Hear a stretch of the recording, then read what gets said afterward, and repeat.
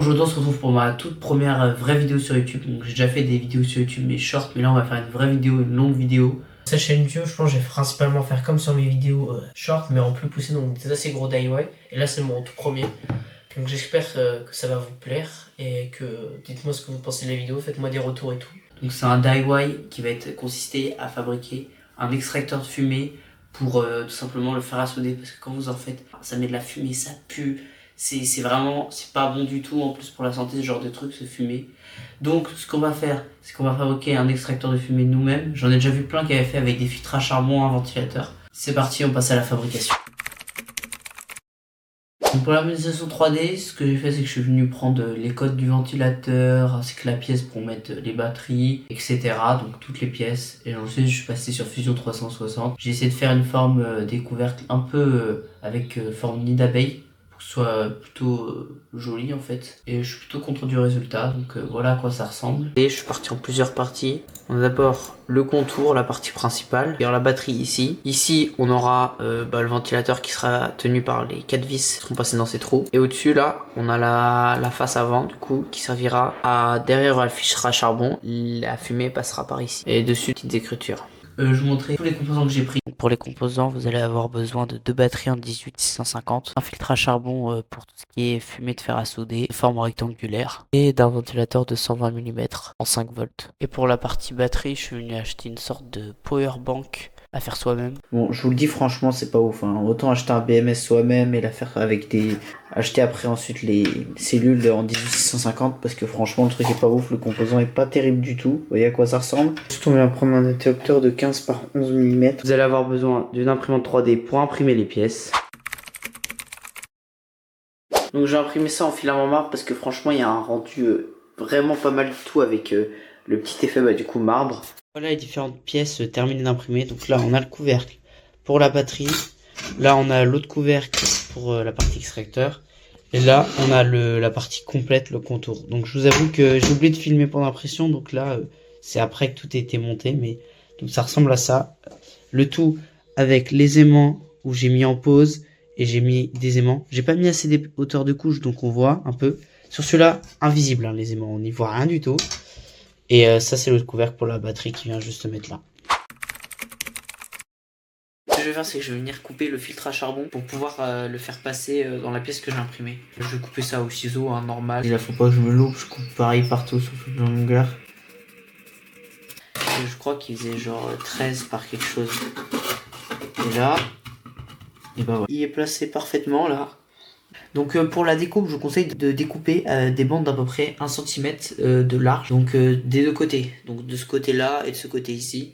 Donc je suis venu prendre cette pièce là. Donc je viens prendre le composant et l'insérer directement dans la partie prévue à cet effet. Donc ça sert assez facilement, hein. On met le ventilo dans le bon sens pour faire passer le câble dans le trou qui est prévu pour ça. Ensuite on pose notre ventilateur tout bêtement. On vient ensuite prendre notre filtre à charbon qu'on a découpé au bon format et on se met.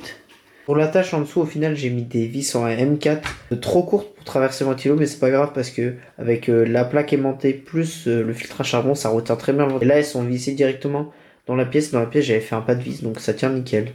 Après, je pense que si vous avez des M4 qui sont plus longues et qui traversent pour aller jusqu'à la sortie du ventilo, pouvoir ensuite mettre un écrou, c'est pas mal aussi. Après, le truc, c'est que ça va toucher sur le filtre à charbon, donc ça va peut-être un peu surlever. Notre plaque, elle vient s'aimanter toute seule.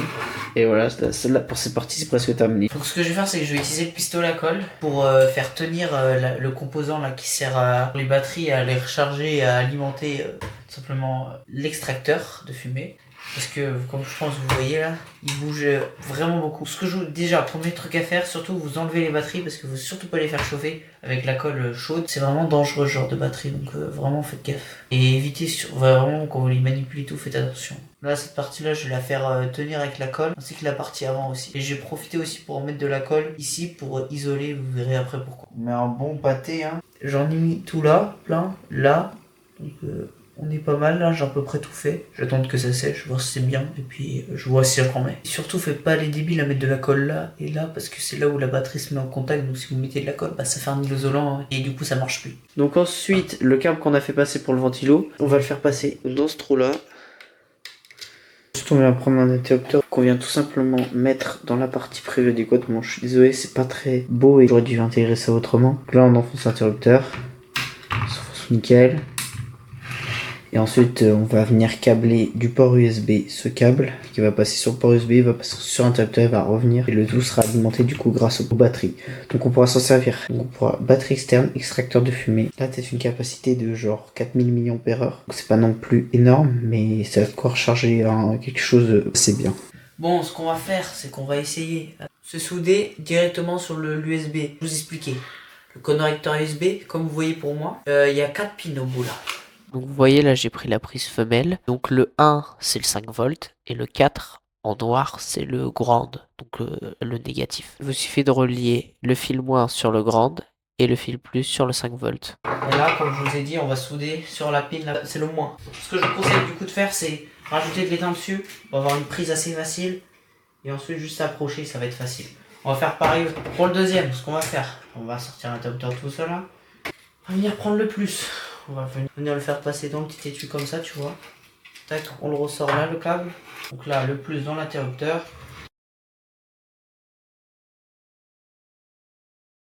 Vous prenez votre câble en plus, là. Vous avez des idées au début. Bon, il n'y a pas besoin de moi. Mais si jamais vous en avez besoin pour rallonger, on sait jamais.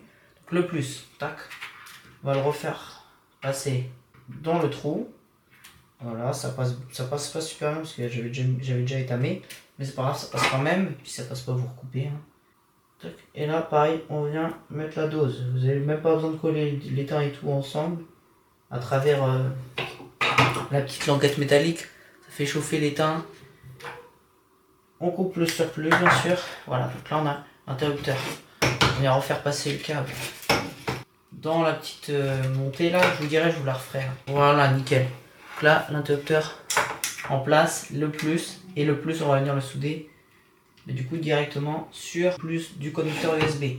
Donc ensuite on va insérer nos deux batteries en 18650, donc on se trompe pas de sens, hein, mais on se trompe pas avec le plus et le moins. Moi j'ai mis un crayon pour savoir où est le plus. Info, le plus sur cette pièce, le plus c'est là, et là c'est le moins, donc vous prenez votre cellule, vous mettez plus et moins, comme ça.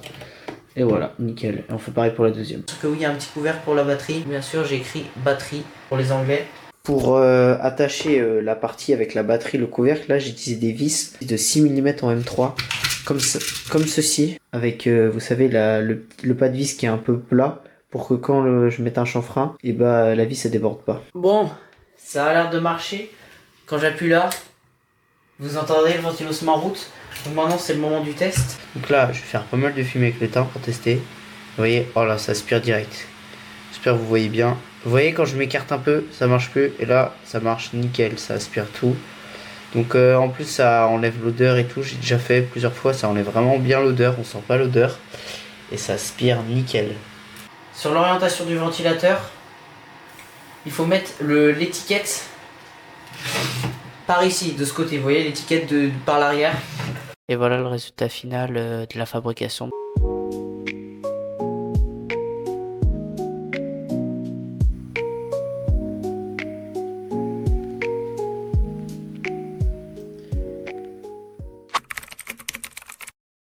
Oh putain, le résultat final, franchement il est pas mal. Il y a juste cette partie là que j'aurais pas dû faire surlever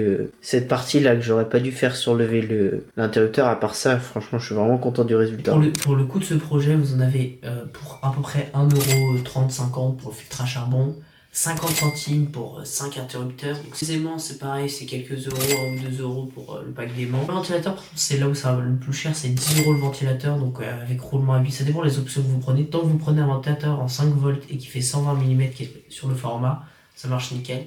Pour les 18650, c'est à peu près, ça dépend ce que vous achetez, mais c'est à peu près 2€ la 18650, donc la batterie. Donc quand vous en avez deux, ça vous vient à peu près à 4€. Donc franchement c'est vraiment pas cher. Franchement je suis vraiment super content. Comme vous avez vu ça aspire nickel dès qu'il y a de la fumée. Le seul petit défaut c'est que je pourrais améliorer déjà le design. Et ensuite le fait que sur le design on puisse pas le mettre en hauteur au-dessus de l'objet. Donc j'avais déjà vu des gars qui avaient fait ça où il y a des petites, sur les côtés des petites barres qui peuvent se le mettre en hauteur. Parce que quand vous soudez et que par exemple vous avez un gros objet, du coup vous devez le mettre loin. Et bah des fois il sera trop loin et du coup il ne pourra pas aspirer la fumée. Merci d'avoir regardé la vidéo jusqu'ici. Abonnez-vous, likez si vous pouvez. Et franchement, voilà, merci à tous.